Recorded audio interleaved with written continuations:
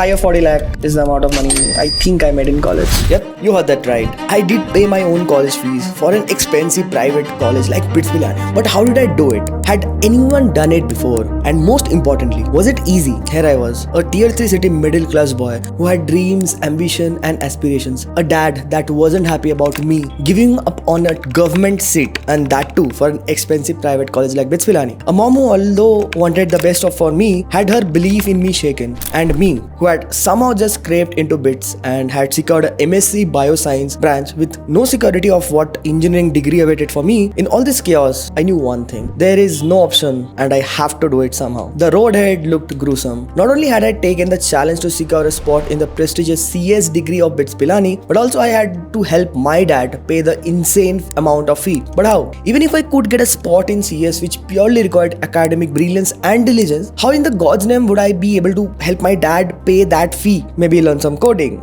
maybe get down and get dirty with freelancing, maybe my tiny YouTube, maybe affiliate marketing with no established distribution system. I was all over the place. In this time of desperation, all I could see was the stressed out wrinkles on my dad's face. And boom, it finally struck me. You see, be it our aspirations or even the mundane day-to-day existence, we spend most of our time thinking, and thinking isn't doing. I was still dejected.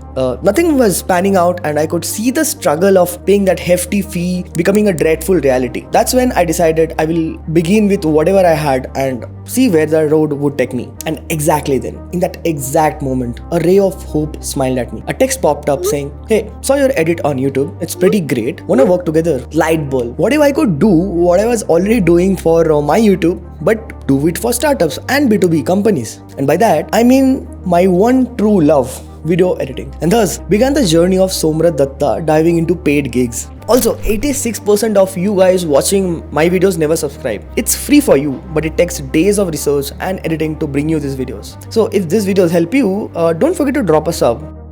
I still remember the first paid internship I got was with Your Physio for 3 months, and it paid me somewhere in between 10,000 to 15,000 a month. I know you must be thinking that this is peanuts compared to semester fee at BITS Pilani. But going back in time, trust me, it was a very big deal for me, because for the first time I could see this little improbable, overly ambitious and impractical goal of mine being touched. But the goal was still too far. I needed gigs, and I needed a lot of them, and that too frequently. So for fresh leads, I started asking my clients to refer me to their network. I also started learning UI UX design during my internship at the National Informatics Center, New Delhi, and thank God I documented everything publicly on my social media. This resulted in my friend reaching out to me to check if I wanted to work on a design side of things for a US startup. Another 80,000 check. And slowly, things started to take shape. I moved to bigger clients like Urban Company, Quest Educare, and even VC firms like Arkham Ventures and even Titan Capital. But there was something missing, something major. Because you see, at this point, I hit a ceiling. I was editing basic videos, so at max I would make like 5,000 or 10,000 per edit, but that wasn't enough. I was hungry for more. How do I break that ceiling? How do I make the real money? It was time to master a new skill. Enter motion graphic design. After 1 month of going into the rabbit hole of learning motion graphic design and a few texts and calls, I finally landed my first motion graphic design client, Stratzy.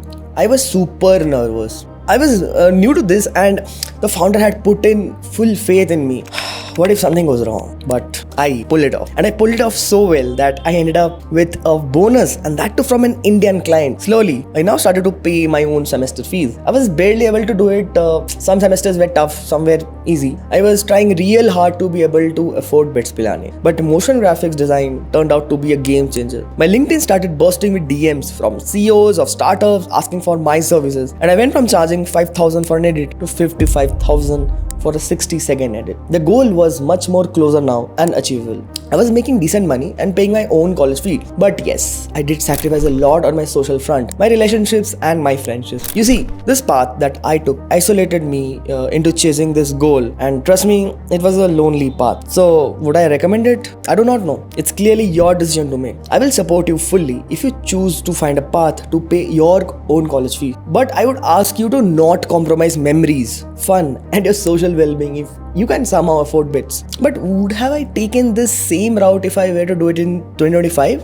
No, because one thing changed. This is GPT-4o. Gemini. The launch of Amazon Nova. We are introducing more than 50 plus new products. We're going to try something that, as far as we know, no tech company has done before. The nature of doing things has fundamentally changed, and the way we do things has to change to leverage it.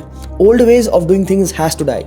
I would leverage AI to my maximum to do things much more efficiently than I did. So comment down below if you want me to drop a video on how you can pay your college fees while working much smarter than me using AI as your partner in crime. Peace.